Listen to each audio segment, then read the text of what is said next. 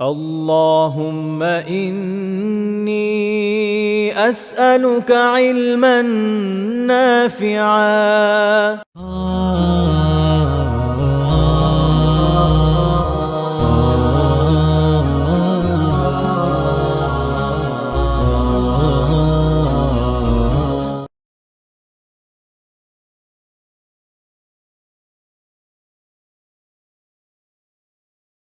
আমরা আল্লাহ সুবহানাহু ওয়া তাআলার দরবারে অসংখ্য গণিত শুকরিয়া আদায় করছি। আল্লাহ সুবহানাহু ওয়া তাআলা আমাদেরকে দারসুল হাদিসের আরেকটি হালাকাতে অংশগ্রহণ করার তৌফিক দান করছেন, আলহামদুলিল্লাহ।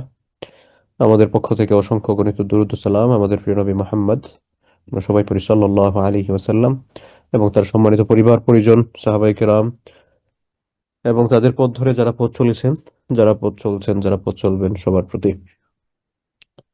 আমরা গত হালাকাতে পিতামাতা এবং আত্মীয় স্বজনের সাথে সদ্ব্যবহার, তাদের সাথে সম্পর্ক বজায় রাখা, তাদের অধিকারগুলো আদায় করা, এই সংক্রান্ত বিষয়ে আমরা পড়ছিলাম।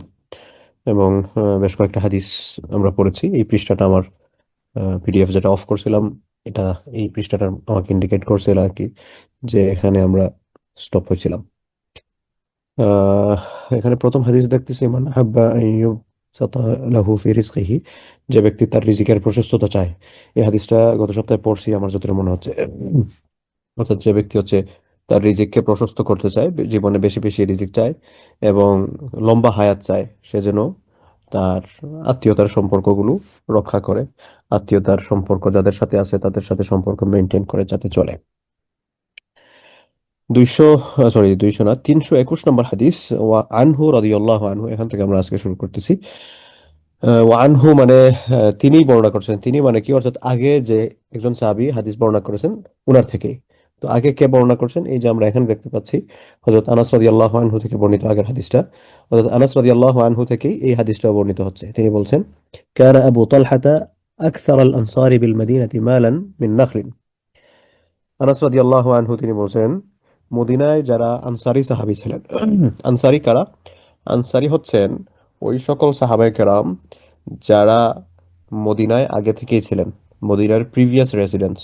দে did not move from somewhere else to Medina.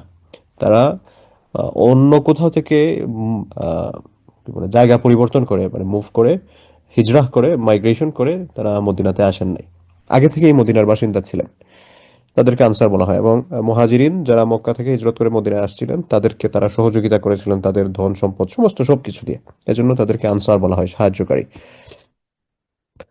তো আবু তালহা রাদিয়াল্লাহু আনহু একজন আনসারী সাহাবী ছিলেন। এখানে বলা হচ্ছে যে আবু তালহা আকসার আল আনসারি বিল মাদিনা, আনসারী সাহাবী যারা ছিলেন তাদের মধ্যে আবু তালহা রাদিয়াল্লাহু আনহু তিনি সম্পদের দিক দিয়ে অধিক ছিলেন। কোন সম্পদের দিক দিয়ে? খেজুর গাছের দিক দিয়ে, খেজুর বাগান, মিন নাখল, খেজুর বাগানের দিক দিয়ে তিনি অনেক বেশি সম্পদশালী ছিলেন, ওনার অনেকগুলা বাগান ছিল।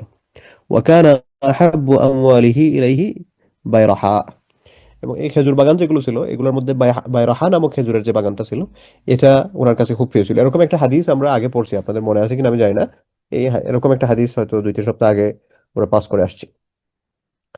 তো এই বাগানটা আবু তালহা রাদিয়াল্লাহু আনহুর খুব প্রিয় ছিল। ওয়াকানাত মুস্তাকবিলাতাল মসজিদি, এবং এটা আহ বাইরুহা যে বাগান যেটা আর কি, এটা ছিল হচ্ছে মসজিদের নিকটবর্তী। মসজিদের নিকটবর্তী মানে কি, ওই সময় তো মসজিদ একটা ছিল হচ্ছে কুবায়, আর মদিনায় একটাই ছিল মসজিদ, আল্লাহ রাসূল সাল্লাল্লাহু আলাইহি ওয়াসাল্লামের যে মসজিদ, যেটা আমরা মসজিদে নববী হিসেবে যেটা চিনি আর কি, ওইটার পাশে। ওয়াকানা রাসূলুল্লাহ সাল্লাল্লাহু আলাইহি ওয়াসাল্লাম ইয়াদখুলুহা, আল্লাহ রাসূল সাল্লাল্লাহু আলাইহি ওয়াসাল্লাম সেখানে প্রবেশ করতেন। ওয়ায়াশরাবু মিম্মা ইন ফিহা তাইয়্যিব, এবং সেখান থেকে রাসূল সাল্লাল্লাহু আলাইহি ওয়াসাল্লাম ভালো পানি যেটা আছে, এই ড্রিঙ্কিং ওয়াটার, এই পানিটা তিনি পান করতেন। পানিটা খুব ভালো ছিল, এখান থেকে তিনি মা উন তাইয়্যিব মানে হচ্ছে খুব ভালো পানি। ফালাম্মা নাযালাত হাযিহিল আয়া, এরপরে যখন এই আয়াতটা নাযিল হলো, কোন আয়াত? লান তানালুল বিররা হাত্তা তুনফিকু মিম্মা তুহিব্বুন। এটা আমরা এই আয়াতটা সম্পর্কে অনেকেই জানি, যে প্রত্যেকটা পাড়ার শুরুতে যে আয়াতগুলো থাকে আমাদের সাধারণত মনে থাকার কথা, আশা করি অনেকের মনে আছে এই আয়াতটা। তো আল্লাহ সুবহানাহু ওয়া তাআলা এই আয়াতের মধ্যে বলছেন, লান তানালুল বিররা, লান তানালুল বিররা, তোমরা সওয়াব পাবে না, সওয়াব তোমাদের পুটলাতে ভরতে পারবে না, তোমরা সওয়াব পাবে না, পুণ্য পাবে না, কতক্ষণ পর্যন্ত? হাত্তা তুনফিকু মিম্মা তুহিব্বুন, তোমরা যেটা ভালোবাসো সেটা যতক্ষণ না খরচ করতেছো আল্লাহর রাস্তায়। তো তোমরা আমরা মনে করি 1 টাকা দান করছি সওয়াব পেয়ে যাব। তো এটা আসলে দান থেকে সওয়াব পাওয়ার প্যাটার্ন নয়। দান থেকে সওয়াব পাওয়ার প্যাটার্ন হচ্ছে আমার প্রিয় যেই জিনিসটা, সেটা যখন আমি আল্লাহ রাস্তায় দান করব, তখন আসলে আমি দানের যে মেইন মোটিভ, এই মোটিভটা আমি অ্যাচিভ করতে পারবো, এটা আমি অর্জন করতে পারবো। এখন একজন মানুষ ধরেন সে লাখপতি, এই লাখপতি যদি 1 টাকা দান করে বা দশকের করে দান করে, 10 টাকা 20 টাকা এরকম করে দান করে, এটা তার গায়ে লাগবে না। হুম? বা কোটিপতি, যার কোটি টাকার সম্পদ আছে, সে যদি 1,000 2,000 টাকা দান করে, এটা তার গায়ে লাগবে না। এটা জাস্ট একটা এক্সাম্পল, আমি শুধুমাত্র টাকার ব্যাপারে বলতেছি না, দান করার আরো অনেকগুলো ক্ষেত্র আছে, শুধুমাত্র টাকাই যে আমি দান করবো এরকম না। জাস্ট একটা উদাহরণস্বরূপ, দান করার ক্ষেত্রে আমরা এমন কিছু দান করার প্রতি নিজেকে মনোনিবেশ করা উচিত, প্রয়োজন, যেটা করলে আমার একটু কষ্ট হয়। আরে এতটা টাকা দিয়ে দিছি, বা এই এই জিনিসটা আমার তো খুব প্রিয় ছিল, আমি এখন দিয়ে দিচ্ছি, এরকম। আমরা দানের একটা প্যাটার্ন বানিয়ে ফেলেছি। যখন ব্যবহৃত কোনো কিছু আমরা দান করি, দেখা যায় যে আমি আর এটা পড়তেছি না, পুরাতন হয়ে গেছে, তখন আমরা কাউকে দিয়ে দেবো। হ্যাঁ, এখান থেকে আপনি হয়তো কিছু সওয়াব পেতে পারেন, আপনি একজনকে সহযোগিতা করছেন হালকা পাতলা। কিন্তু দানের যে মেইন সওয়াব, যেটা সেটা আপনি তখনই অর্জন করতে পারবেন যখন আপনি আপনার প্রিয় ভাজন যে জিনিসটা, সেই জিনিসটা আপনি আল্লাহ রাস্তায় খরচ করেন। তো এই কথাটাই আল্লাহ সুবহানাহু ওয়া তাআলা বলছেন, লান তানালুল বিররা হাত্তা তুনফিকু মিম্মা তুহিব্বুন, সূরা আলে ইমরানের 92 নম্বর আয়াত, আয়াত নম্বর 92। তো তোমরা ততক্ষণ পর্যন্ত সওয়াব পাবে না যতক্ষণ পর্যন্ত না তোমরা যেটা ভালোবাসো সেটা সাদাকা করতেছো, আল্লাহ রাস্তায় খরচ করতেছো।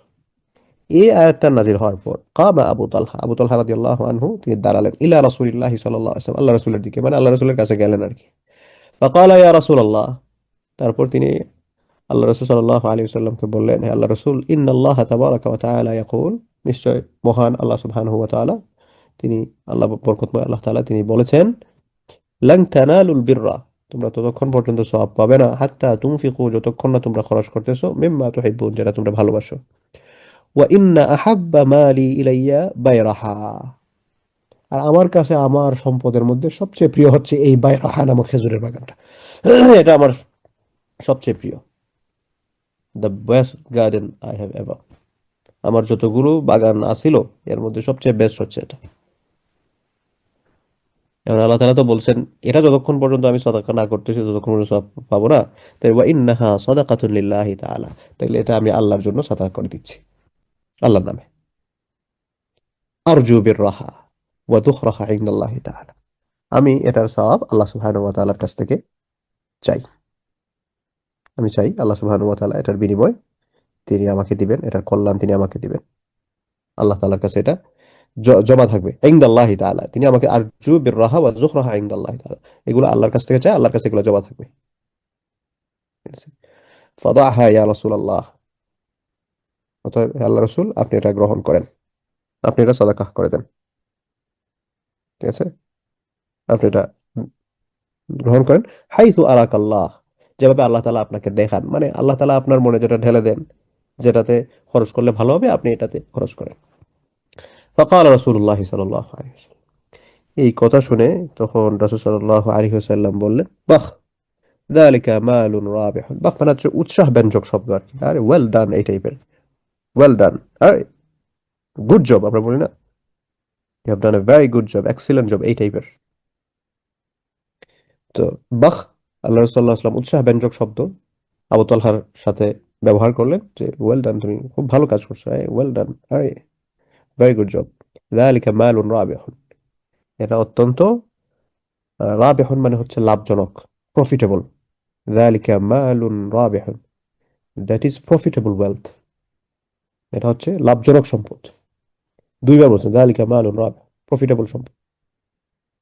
ওয়াকাদ সামি'তু মা কুলতা, তুমি যেটা বলছো আমি এটা শুনছি।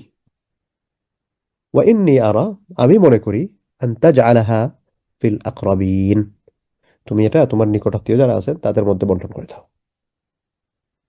ঠিক আছে? ফাকাল আবু তালহা, এরপর আবু তালহা রাদিয়াল্লাহু আনহু বললেন, আফআলু ইয়া রাসূলুল্লাহ, আল্লাহ রাসূল আমি এটা করব।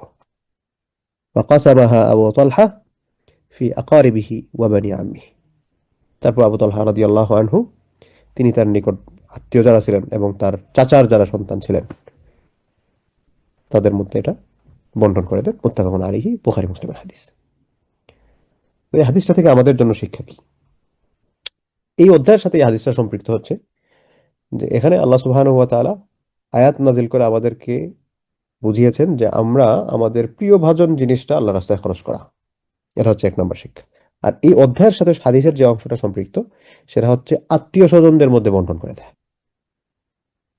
আত্মীয় স্বজন, এই অধ্যায়টা হচ্ছে পিতামাতা এবং আত্মীয় স্বজনের সাথে সদ্ব্যবহার, তাদের অধিকারগুলো রক্ষা, এই সংক্রান্ত এই শেষের অংশে যে দেখেন তিনি আল্লাহ রসুলকে গিয়ে বলছেন, রসুল্লাহ আমি এটা খরচ করতে চাই আল্লাহ রাস্তায়, যেহেতু আল্লাহ সুবহানাহু ওয়া তাআলা বলছেন যতক্ষণ পর্যন্ত না আমি আমার বেস্টটা খরচ করবো ততক্ষণ পর্যন্ত সওয়াব পাবো না। তাহলে এটা আমার বেস্ট, আমি এটা আল্লাহ রাস্তায় খরচ করতে চাই, আপনি এটা যাকে ইচ্ছা দেন। তো আল্লাহ রসুল কি করলেন? আল্লাহ রসুল বললেন যে তুমি তোমার নিকট আত্মীয়দের মধ্যে বন্টন করে দাও।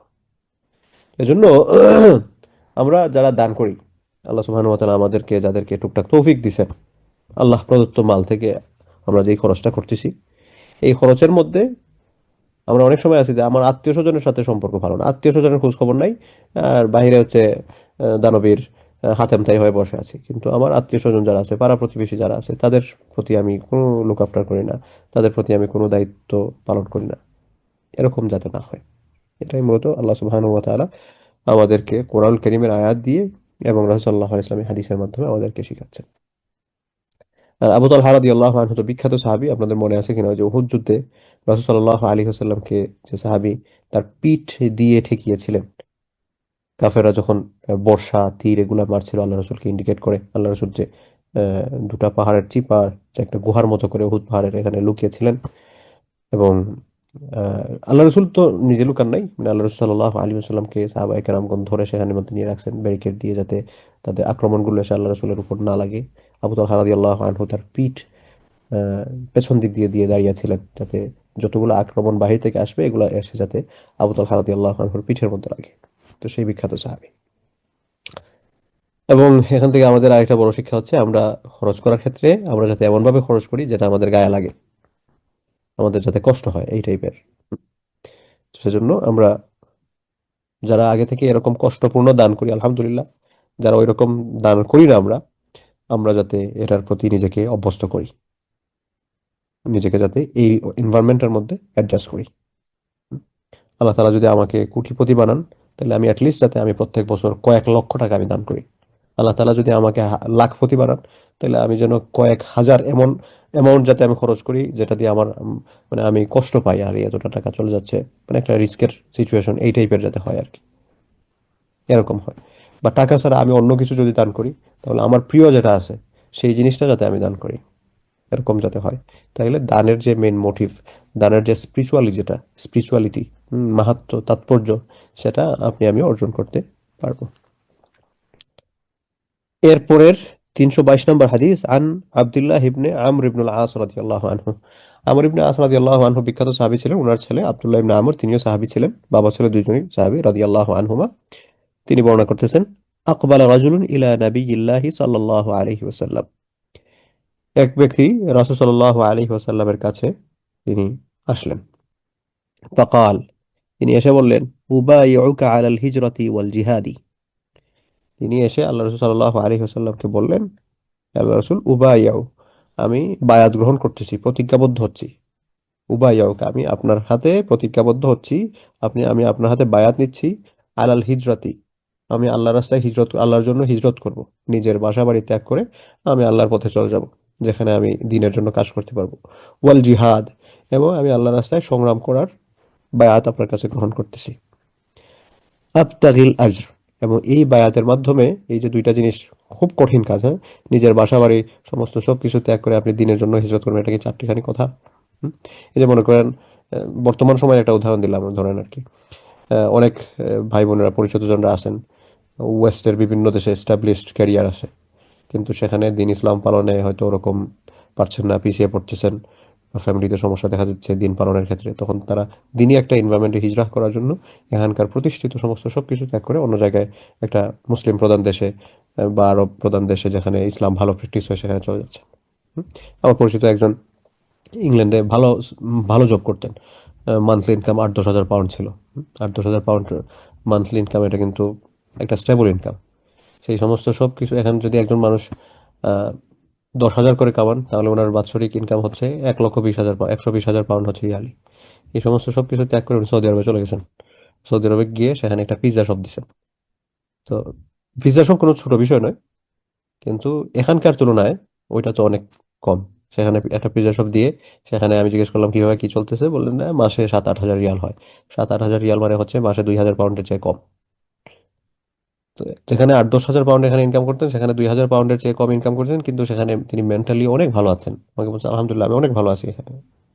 তো এই যে হিজরা, এটা কিন্তু কষ্টের বিষয়। নিজের প্রতিষ্ঠিত কেরিয়ার, নিজের প্রতিষ্ঠিত একটা বাসস্থান, সমস্ত সবকিছু ফেলে আল্লাহর জন্য আমি অন্য জায়গায় চলে যাওয়া, এটা কিন্তু অনেক কঠিন বিষয়। তো এরকম আরো অনেকেই করতেছেন। এটা হচ্ছে বর্তমান সময়ের। তো আগে যারা হিজরা করছেন, এটাও কঠিন যে আপনি দিনের জন্য আপনার বাসস্থান, যেখানে আপনি বড় হয়েছেন, সমস্ত সবকিছু ত্যাগ করে আপনি অন্য জায়গায় চলে যাবেন। টাকা পয়সার হাতছানি সমস্ত সবকিছু বাদ দিয়ে চলে যাওয়া, এটা কিন্তু খুব কঠিন। আর আরেকটা কঠিন হচ্ছে আল্লাহ রাস্তায় সংগ্রাম করা। জীবনের কোনো নিরাপত্তা থাকবে না, কোনো কিছু থাকবে না। পরতে পরতে আপনি বিভিন্ন সমস্যার সম্মুখীন হওয়ার সম্ভাবনা থাকে। তো এগুলো তো কঠিন কাজ। তো তিনি এই বিশাল দুটা কঠিন কাজের ব্যাপারে রাসূল সাল্লাল্লাহু আলাইহি ওয়াসাল্লামের হাতে বায়াত গ্রহণ করছেন যে আমি এটা করব। এবং এটার বিনিময়ে তিনি কি চাইলেন, যে আবতাকিল আজর, এটার বিনিময়ে আমি প্রতিদান চাই। আমি প্রতিদান চাই, কি প্রতিদান, মানে সাওয়াব চাই আর কি, মিনাল্লাহি তাআলা। আমি আল্লাহ সুবহানাহু ওয়া তাআলার কাছ থেকে এটার বিনিময়ে আমি আজর চাই, প্রতিদান চাই, সওয়াব চাই। قال এই কথা শুনে তখন রাসূল সাল্লাল্লাহু আলাইহি ওয়াসাল্লাম বললেন, ফাহাল লাকা মিন ওয়ালিদাইকি আহাদ, ফাহাল লাক, তোমার জন্য কি আছেন, মিন ওয়ালিদাইক, তোমার পিতামাতা, আহাদুন, যে এখানে ওয়ালিদাই কি কাফ জের না হয় জবর হওয়ার কথা, যেহেতু যাকে আল্লাহ রাসূল সাল্লাল্লাহু আলাইহি ওয়াসাল্লাম সম্বোধন করছেন উনি পুরুষ। সেহেতু আল্লাহ রাসূল সাল্লাল্লাহু আলাইহি ওয়াসাল্লাম বললেন যে তোমার পিতামাতার থেকে কেউ কি জীবিত আছেন, আহাদুন হাইয়ুন, কেউ কি জীবিত আছেন? ক্বালা নাআম, তখন ওই সাহাবী যিনি আসছেন তিনি বলেন, হ্যাঁ আল্লাহ রাসূল জীবিত আছেন। বাল কিলাহুমা, বরং দুইজনই, যে কোনো একজন জীবিত না, বরং দুইজনই জীবিত আছেন। ফাকাল, তখন রাসূল সাল্লাল্লাহু আলাইহি ওয়াসাল্লাম বলেন, ফাতাবতাগিল আজরা মিনাল্লাহি তাআলা, আর তুমি আল্লাহ সুবহানাহু ওয়া তাআলার কাছে নেকি পেতে চাও। তো তোমার পিতামাতা জীবিত আছেন এবং তোমার উদ্দেশ্য হচ্ছে তুমি আল্লাহ তাআলার কাছে তুমি সাহাব চাও, আল্লাহ তাআলা তোমাকে প্রতিদান দিবেন, এটাই তো চাও? ক্বালা নাআম, তিনি বললেন হ্যাঁ ইয়া রাসূলুল্লাহ, আমার উদ্দেশ্য হচ্ছে এটাই। ক্বাল, তখন রাসূল সাল্লাল্লাহু আলাইহি ওয়াসাল্লাম বললেন, ফারজা ইলা ওয়ালিদাইক, তুমি ফার, এইখানে আবার জবর দিতে গেল, ফারজি হবে, জিনের নিচে কাসরা হবে, জার। ফারজা ইলা ওয়ালিদাইক, তুমি তোমার পিতামাতার কাছে ফিরে যাও। ফাআহসিন সুহবাতাহুমা, এবং তুমি সেখানে গিয়ে তাদের উত্তমভাবে তাদের সেবা করো, তাদের খেদমত করো। মুত্তাফাকুন আলাইহি, বুখারী মুসলিমের হাদিস, এবং মুসলিমের, সহিহ মুসলিমের শব্দগুলো এখানে আনা হয়েছে। তো দেখেন উনি ওনার জীবনের সবচেয়ে কঠিন সিদ্ধান্ত নিয়েছিলেন, আল্লাহর রাস্তায় সংগ্রাম করবেন, আল্লাহর জন্য হিজরাহ করবেন। রাসূল সাল্লাল্লাহু আলাইহি ওয়াসাল্লাম বলেন এগুলা, এই দুইটা করা লাগবে না, তোমার পিতামাতা বাসায় আছেন, গিয়ে তাদেরকে খেদমত করো। তার মানে কি, এগুলার চেয়ে গুরুত্বপূর্ণ হচ্ছে পিতামাতার সাথে সাথে ভালো ব্যবহার করা। এখন দেখা যায় যারা পিতামাতার সাথে খারাপ ব্যবহার করেন ইচ্ছায় অনিচ্ছায়, তখন আপনি কি করতেছেন জানেন? আপনি আল্লাহ রাস্তায় হিজরত করার চেয়ে বড় একটা সওয়াব পাওয়ার মাধ্যম আপনি অগ্রাহ্য করতেছেন। আল্লাহ রাস্তায় লড়াই করা, আল্লাহ রাস্তায় জিহাদ করার চেয়ে বেশি গুরুত্বপূর্ণ একটা মাধ্যমকে আপনি অগ্রাহ্য করতেছেন, অগ্রাহ্য করতেছেন। হুম? উদাহরণস্বরূপ যদি বলা যায়, বিশ্বের বিভিন্ন প্রান্তে বিভিন্ন আহ, বিভিন্ন দল বা বিভিন্ন ইউনিট তারা আল্লাহ রাস্তায় সংগ্রাম করে। আমরা ফিলিস্তিনের কথা চিন্তা করি, তারা আল্লাহ রাস্তায় সংগ্রাম করতেছেন, তারা যে সওয়াবটা পাচ্ছেন, আপনি কিন্তু সেই সম পরিমাণ বা তার চেয়ে বেশি সওয়াব পাওয়ার সুযোগ আছে আপনি আপনার পিতা মাতার সাথে ভালো ব্যবহার করে, তাদের খেদমত করে। সুতরাং পিতামাতার সাথে ভালো ব্যবহার করা এটা কিন্তু ছোট জিনিস নয়, অনেক অনেক বড় জিনিস, অনেক অনেক বড় জিনিস। আমরা, আমাদের একটা অভ্যাস আছে না, যে আমাদের সিলেটের একটা কথা আছে যে মাগনা গরুর দাম নাই। মানে মাগনা মানে হচ্ছে ফ্রি আর কি, যে জিনিসটা ফ্রি দেওয়া হয় সেটার মূল্যায়ন করা হয় না। তো পিতামাতাদেরকে আমরা তো সহজেই কাছে পেয়ে যাই, তো অনেক সময় দেখা যায় এই পিতামাতাকে আমরা ওইরকম মূল্যায়ন করতে পারি না। তো এ ব্যাপারে যাতে আমরা সতর্ক থাকি, যারা প্রবাসে আছেন, পিতামাতা দেশে আছেন, প্রত্যেকদিন তাদের ফোন করে একটু খোঁজ খবর নেয়, তাদের সাথে বন্ধুর মতো আচরণ করেন, তাদের মনের কথাগুলো জানার চেষ্টা করেন, তাদেরকে সময় দেন, তারা কিন্তু অনেক খুশি হবেন। আমি চেষ্টা করি প্রত্যেকদিন আমি আমার আম্মার সাথে আধা ঘন্টা 1 ঘন্টা কথা বলার জন্য। এটা আমি আমার নিয়মিত রুটিনে আমি পরিণত করেছি। তো এটার মধ্যে আপনি লাইফে বারাকাহ পাবেন। আমি আপনাদেরকে আগেও বলেছি, আমি, আমার বয়স সেই তুলনায় কিন্তু অনেক কম, যে যেই পরিমাণ সফলতা আল্লাহ তাআলা আমাকে দিয়েছেন। মাঝে মধ্যে আমি চিন্তা করি যে এত কিছু আমি কেমনে পাইলাম। সাধারণত আমার বয়সী যারা আছেন বা আমি যাদের সাথে পড়াশোনা করেছি মাদ্রাসায় বা কলেজে ইউনিভার্সিটিতে, তারা ওই পর্যন্ত কিন্তু পৌঁছতে পারেন না। সবার মাই সবের সকল সন্তানদের জন্য দোয়া করেন, এটা বাস্তব। আমি মাঝে মাঝে চিন্তা করি যে কিভাবে হলো। মানে আমার একটাই পাই খুঁজে যে আমার জন্য আমার পিতামাতা অনেক দোয়া করতেন সবসময়।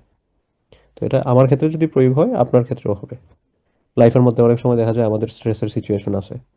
তো এই স্ট্রেসের সিচুয়েশনগুলোর সলভ করার দুয়ার জায়গা হচ্ছেন পিতামাতা। পিতামাতার সাথে আমরা যাতে ভালো ব্যবহার করি, তাদের প্রতি সশ্রদ্ধ আচার ব্যবহার যাতে মেনটেন করে চলি, দেখবেন দুনিয়াও পাবেন, আখেরাতও পাবেন। ওয়ানহু রাদিয়াল্লাহু আনহু, আগের সাহাবী থেকেই বর্ণিত। আগের সাহাবীকে ওই আব্দুল্লাহ ইবনে আমর ইবনে আস, তার থেকেই বর্ণিত আর কি। আনিন নবী সাল্লাল্লাহু আলাইহি ওয়াসাল্লাম, তিনি রাসূল সাল্লাল্লাহু আলাইহি ওয়াসাল্লাম থেকে, নবী করিম সাল্লাল্লাহু আলাইহি ওয়াসাল্লাম থেকে বর্ণনা করতেছেন। কাল, আল্লাহ রাসূল বলেন, লাইসাল ওয়াসিলু কাল মুকাফি।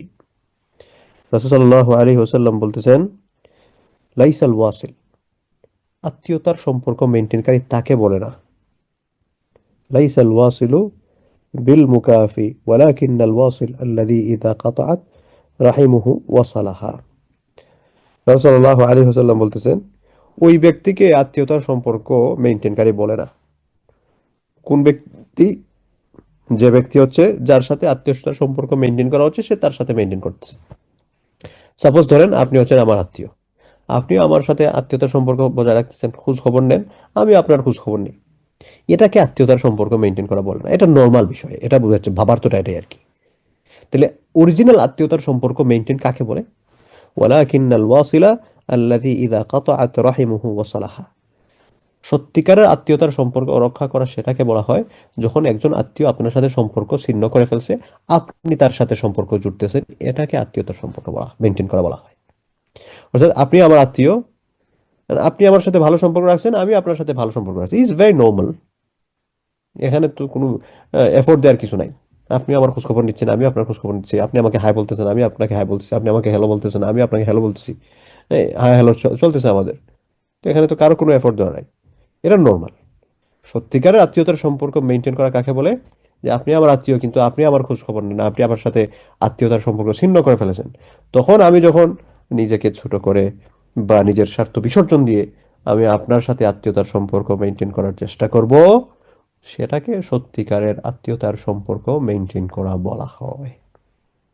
এই কথাটাই রাসূল সাল্লাল্লাহু আলাইহি ওয়াসাল্লাম এই হাদিসটার মধ্যে বলেছেন। রাওয়াহুল বুখারী, সহিহ বুখারীর হাদিস। তাহলে আশা করি বুঝতে পারছেন। তো আমরা অনেক সময় দেখা যায় আমাদের বিভিন্ন আত্মীয়-স্বজন এরকম পাই, যারা আমাদের সাথে আত্মীয়তার সম্পর্ক বজায় রাখতে চান না। আমাদেরকে অনেক সময় বিভিন্ন আমার এই হালাকাগুলোতেই বিভিন্ন সময় বিভিন্ন জন প্রশ্ন করছেন যে, আমি অমুকের সাথে সম্পর্ক রাখতে চাই, সে রাখে না। সে খারাপ ব্যবহার করে, করব কি? সে খারাপ ব্যবহার করে, করুক। আপনি আপনার পক্ষ থেকে যতটুকু পারেন তার হকগুলো আদায় করার চেষ্টা করবেন। যতটুকু পারেন। হুম, সেটাই। হ্যাঁ, তারপরে হচ্ছে 324 নম্বর হাদিস।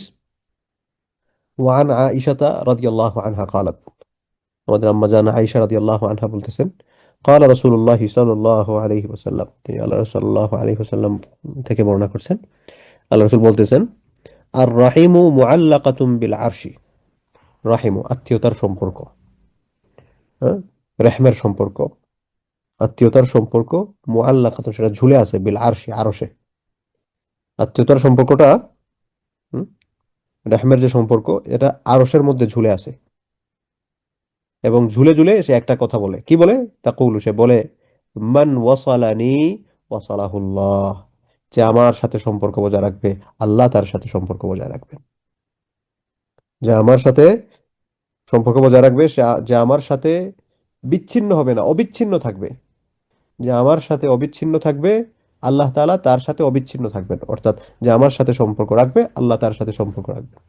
ওয়ামান কাতাআনি, আর যে আমার থেকে বিচ্ছিন্ন হয়ে যাবে, কাতাআহুল্লাহ, আল্লাহ তাকে বিচ্ছিন্ন করে, তার থেকেও বিচ্ছিন্ন করে দিবেন। আল্লাহ তাআলা তার সাথে থেকে সম্পর্ক বিচ্ছিন্ন করবেন। এর মানে কি?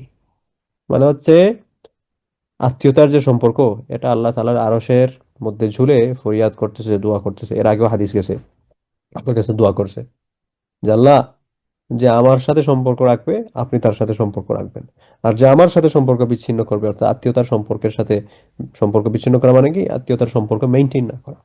যারা আত্মীয়তার সম্পর্ক মেনটেন করবে না, আল্লাহ আপনি তার সাথে সম্পর্ক রাখেন না। আল্লাহ তাআলা বলছেন ঠিক আছে, এবং এই মর্যাদাটা তিনি আত্মীয়তার সম্পর্ককে দিয়েছেন।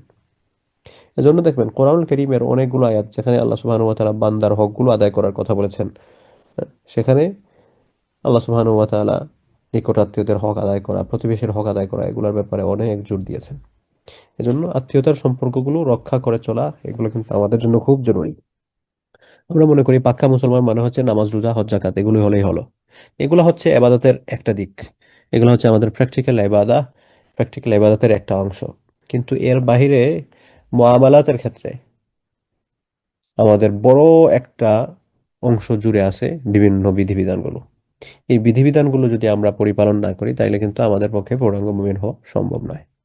এবং মুআমালাত, পারস্পরিক লেনদেন, লেনদেন মানে শুধুমাত্র টাকা পয়সার লেনদেন নয়, পারস্পরিক যে কমিউনিকেশন আছে, এই পারস্পরিক কমিউনিকেশনের ক্ষেত্রে যে সকল অধিকারগুলো আল্লাহ সুবহানাহু ওয়া তাআলা আমাদেরকে নিশ্চিত করার কথা বলছেন, এই অধিকারগুলো যদি আমরা নিশ্চিত না করি, তাহলে কিন্তু আমরা এমন পাপ করতেছি যেটা আল্লাহ তাআলা ক্ষমা করবেন না।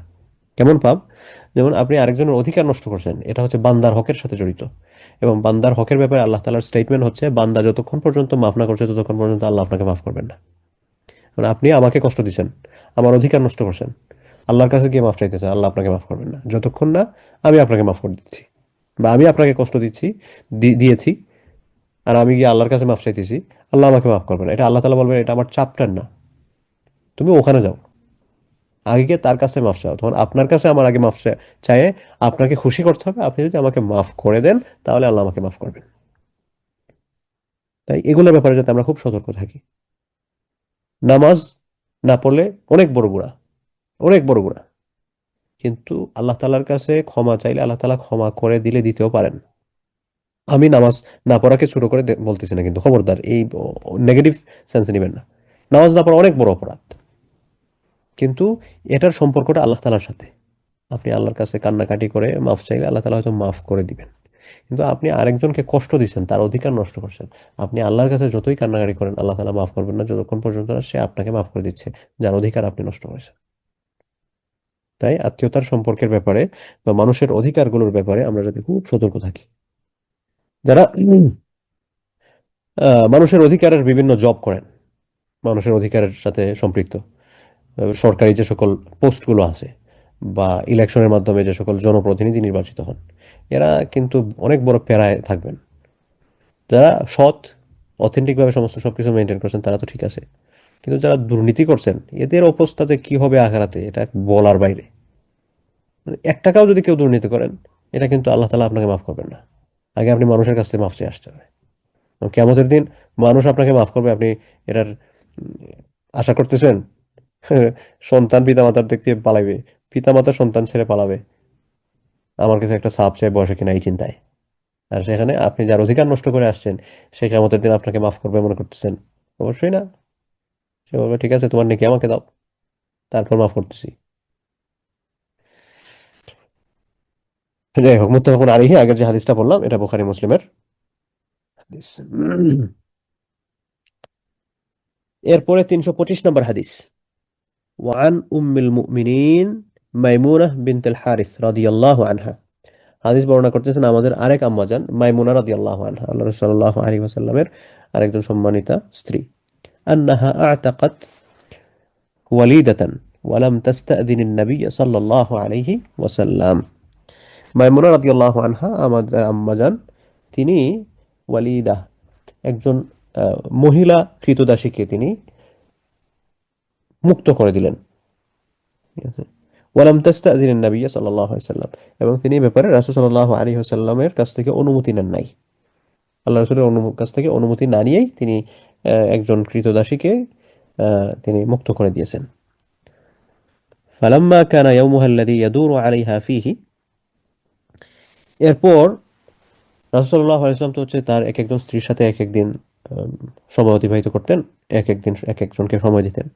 তো ফালাম্মা কানা ইয়াওমুহা আল্লাযী ইয়াদুরু আলাইহা ফীহি, উনার আহ, কি বলে এটাকে, মানে উনার ভাগে যেই দিনটা ছিল, যেই দিনটাতে উনার সাথে রাসূল সাল্লাল্লাহু আলাইহি ওয়াসাল্লাম সময় কাটানোর কথা আর কি, যে এই দিন আল্লাহ সাল্লাল্লাহু আলাইহি ওয়াসাল্লাম মাইমুনা রাদিয়াল্লাহু আনহার ঘরে অবস্থান করবেন। তো উনার যখন সিরিয়ালটা আসলো, তখন কালাত, রাসূল সাল্লাল্লাহু আলাইহি ওয়াসাল্লাম যখন মাইমুনা রাদিয়াল্লাহু আনহার ঘরে আসলেন, তখন তিনি জিজ্ঞেস করতেছেন, আশআরতা ইয়া রাসূলাল্লাহ, আল্লাহ রাসূল আপনি কি অনুভব করতে পারতেছেন কিছু? কি অনুভব করা? ইন্নী আতাকতু ওয়ালিদাতি, আমার একজন কৃতদাসী ছিল, আমি তাকে মুক্ত করে দিছি। আপনি এটা অনুভব করতে পারতেছেন? হুম? কালা, তখন রাসূল সাল্লাল্লাহু আলাইহি ওয়াসাল্লাম বললেন, আওয়া ফাআলতি, রাসূল সাল্লাল্লাহু আলাইহি ওয়াসাল্লাম বললেন, তুমি আসলেই এটা করছো, মানে তাকে মুক্ত করে দিছো? কালাত, তখন আমাদের আম্মাজান মাইমুনা রাদিয়াল্লাহু আনহা তিনি বললেন, নাম, হে আল্লাহ রাসূল, আমি তাকে মুক্ত করে দিছি। কালা আমা ইন্নাকি লাউ আ'তাইতিহা আখওয়ালাকি কানা আ'যামা লি আজরিক। তখন রাসূলুল্লাহ সাল্লাল্লাহু আলাইহি ওয়াসাল্লাম, ভাবার্থটা এরকম আর কি, যে তুমি ভালো কাজ করছো ঠিক আছে, কিন্তু এর চেয়েও ভালো হতো তুমি যদি এটা তোমার যে মামা আছেন, আখওয়াল খালুনের বহুবচন, খালুন মানে হচ্ছে মামা বা- বোঝায়, আবার কোনো সময় খালুনদায় হচ্ছে খালার হাজবেন্ডদেরকে বোঝায়। তো এখানে মামা উদ্দেশ্য আর কি। তোমার যে মামারা আছেন, তোমার মামাদেরকে যদি তুমি এটা দিতে, এটাতে আরো বেশি সওয়াব পেতে। মানে কি, যে তুমি এটা দিয়ে হচ্ছে আত্মীয়তার অধিকারগুলো রক্ষা করছো, তাদের লুক আফটার করা, এটা করতেছো। এটা মূলত রাসূল সাল্লাল্লাহু আলাইহি ওয়াসাল্লাম মেন করলেন। তো এখান থেকে আমরা দেখতে পাই যে রাসূল সাল্লাল্লাহু আলাইহি ওয়াসাল্লাম আত্মীয়দের লুক আফটার করা, এই বিষয়টা আমাদেরকে শিখিয়েছেন।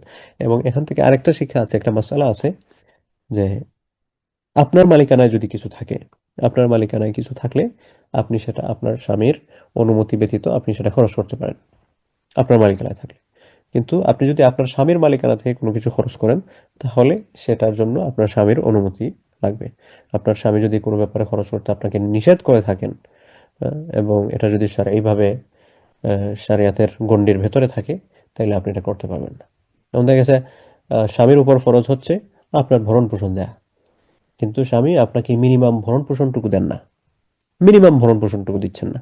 তখন দেখা গেল যে আপনি আহ, স্বামীকে কিছু বলে বা না বলে যেভাবেই হোক, আপনি আপনার যতটুকু পরিমাণ মিনিমাম ভরণ পোষণের যে একটা ক্রাইটেরিয়া বা ক্যাটাগরি আছে, জাস্ট এই পরিমাণ আপনি নিচ্ছেন, তাহলে সেটা ভিন্ন কথা।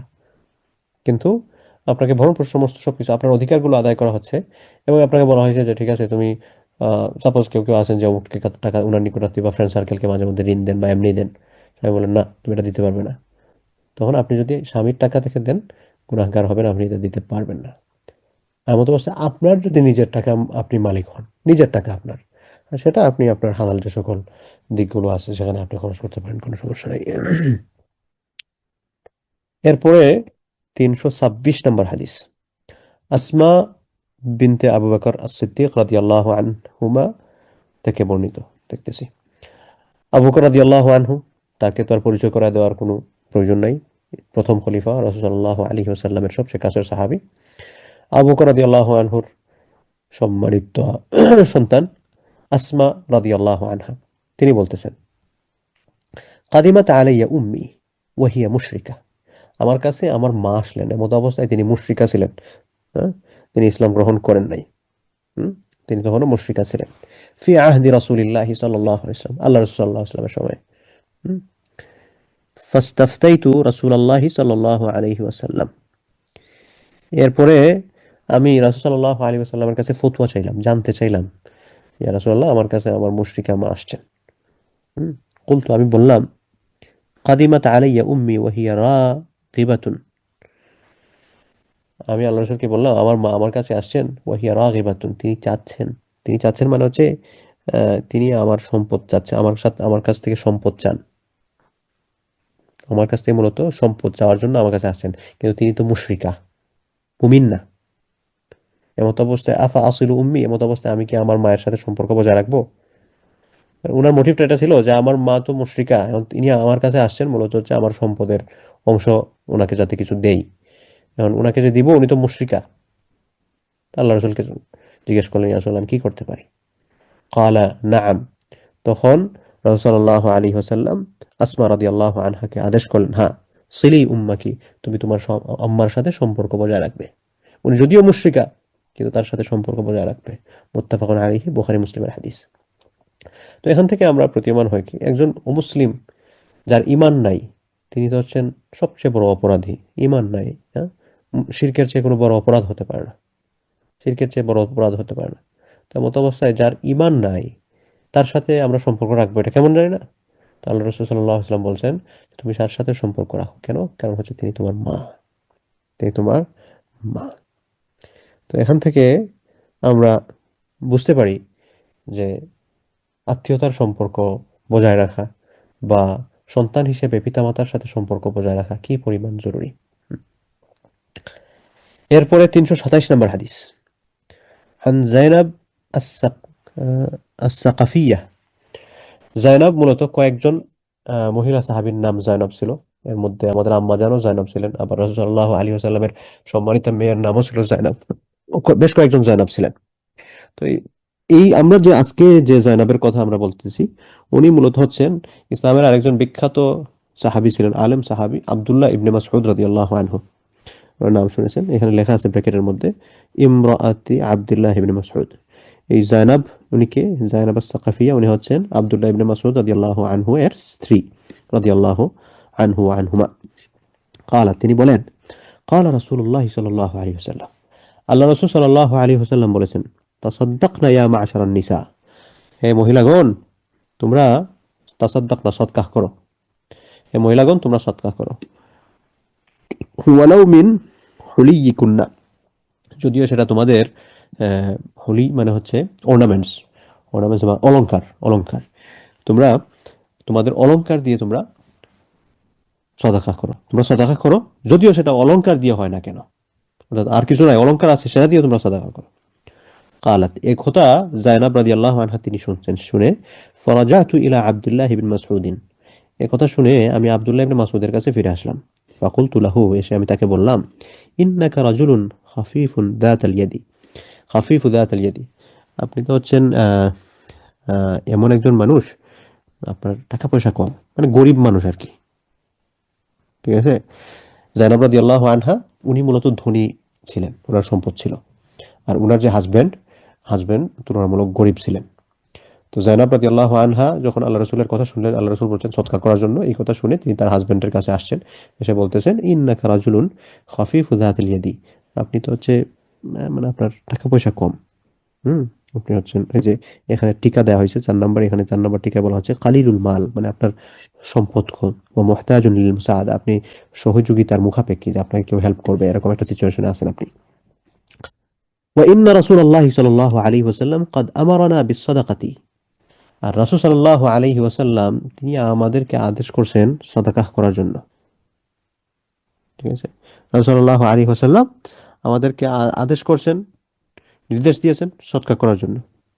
ফাতিহি ফাসআলহু, সুতরাং আপনি তার কাছে যান, গিয়ে তাকে জিজ্ঞেস করেন, ফা ইন কানা যালিকা ইউজজিউ আন্নি ওয়া ইল্লা সরাফতুহা ইলা গায়রিকুম।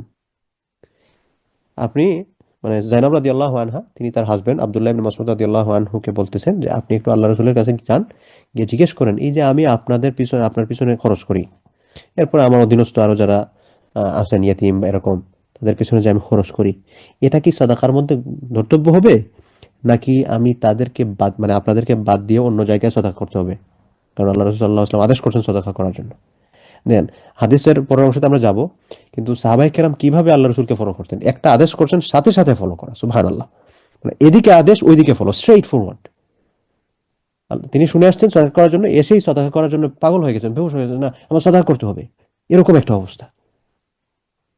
কই তারা আর কই আমরা, সুবহানাল্লাহ। যাই হোক, তো তিনি তার হাজবেন্ডকে বলেন যে আপনি আল্লাহ রাসূলের কাছে যান, গিয়ে জিজ্ঞেস করেন আমি যে আপনাদের পিছনে খরচ করি, এটা কি সাদাকা হিসেবে ধর্তব্য হবে, নাকি আমার অন্য জায়গায় সাদাকা করতে? ফাকাল আব্দুল্লাহ বাল ইতিহি আনতি, আব্দুল্লাহ রাদিয়াল্লাহু আনহু বললেন, তুমি যাও, তুমি কি আল্লাহ রাসূলকে জিজ্ঞেস করে আসো। ফানতালাকতু, তারপর আমি চলতে লাগলাম। কে? জায়নাব রাদিয়াল্লাহু আনহা বলতেছেন, আমি চললাম।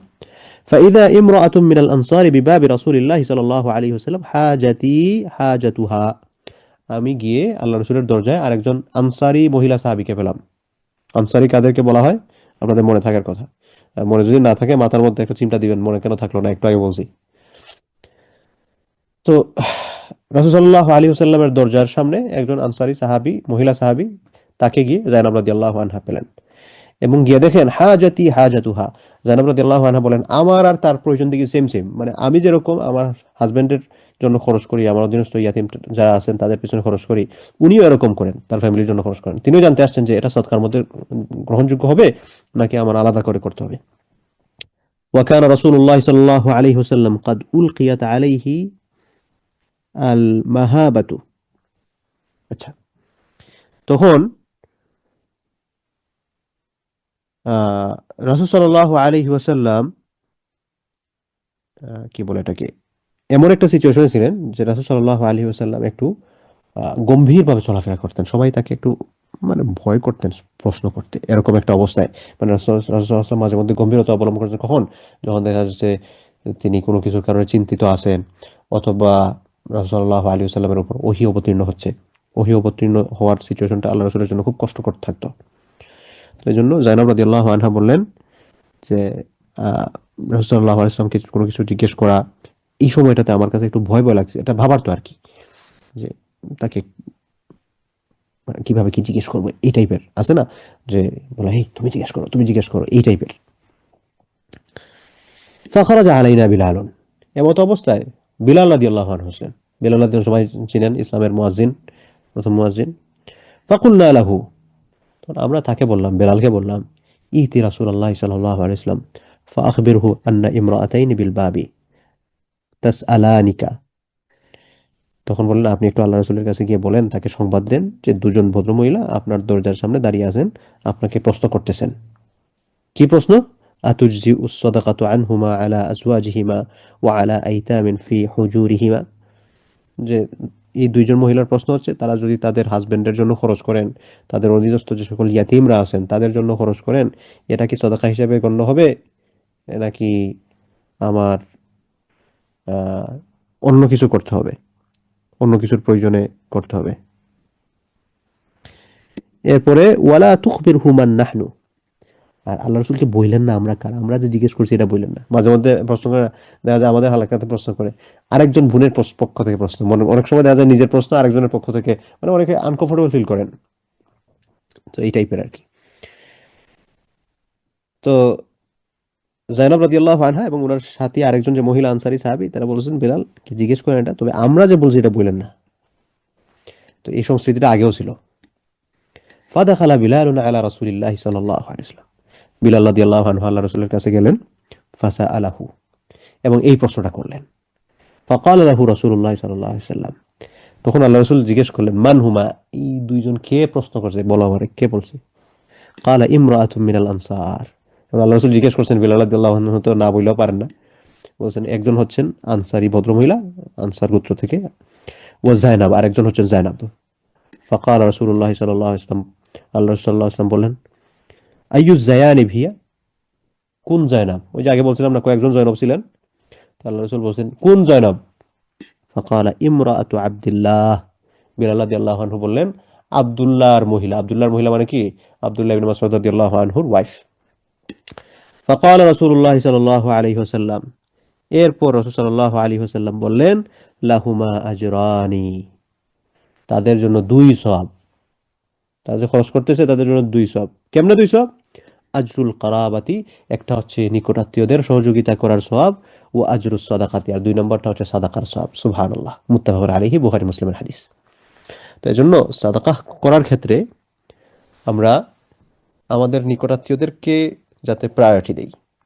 আপনি আপনার ফ্যামিলি মেম্বারদের যারা গরিব আছেন তাদেরকে যদি আপনি সহযোগিতা করেন, আমরা অনেক সময় মনে করি যে ওনাদেরকে সহযোগিতা করবো, এরা তো নিজেরই মানুষ, না, ওনাদেরকে সহযোগিতা করলে দুই সওয়াব।